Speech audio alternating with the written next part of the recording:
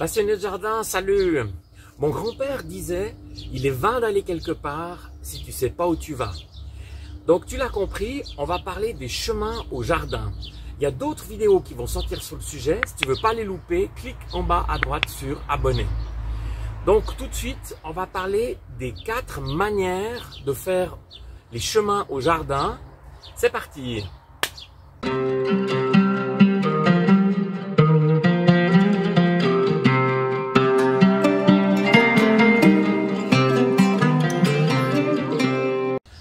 Produire des fruits et légumes sans avoir de chemin, c'est une mission impossible. C'est important d'avoir des chemins pour éviter de tasser la terre sur mes planches de culture. Donc, personnellement, je n'utilise 4 sortes. Mais, peut-être que toi, tu as d'autres manières de faire tes chemins. Si c'est le cas, laisse un message dans les commentaires. C'est avec plaisir que je découvre peut-être d'autres manières de faire les chemins. Voilà, on va voir la première manière. La première manière, c'est le BRF. Alors c'est un peu plus qu'un chemin, c'est aussi un amendement. Donc ça a un gros avantage, c'est que ça supprime les herbes indésirables.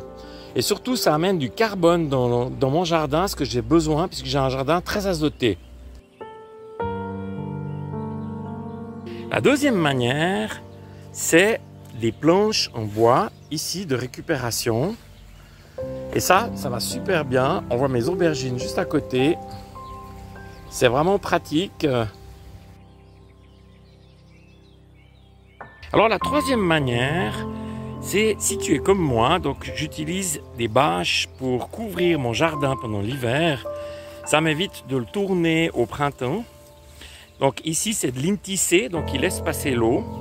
Et ces bâches, je les plie donc pour faire un chemin et c'est vraiment très pratique puisque j'aurai plus qu'à les déplier à l'arrivée de l'hiver. Alors la dernière manière de faire ces chemins, c'est avec des dalles tout simplement. Alors moi je les ai pas installées, ici c'est mon prédécesseur qui l'a fait pour moi. Et je dois reconnaître que ça, il n'y a pas d'entretien, c'est vraiment pratique. Il y a juste un petit peu d'herbes indésirables qui sortent, mais c'est parfait. Et on voit là mes pastèques qui vont venir sur les dalles. Et là, j'ai les premiers pastèques. On en voit ici. J'en ai un peu plus gros ici.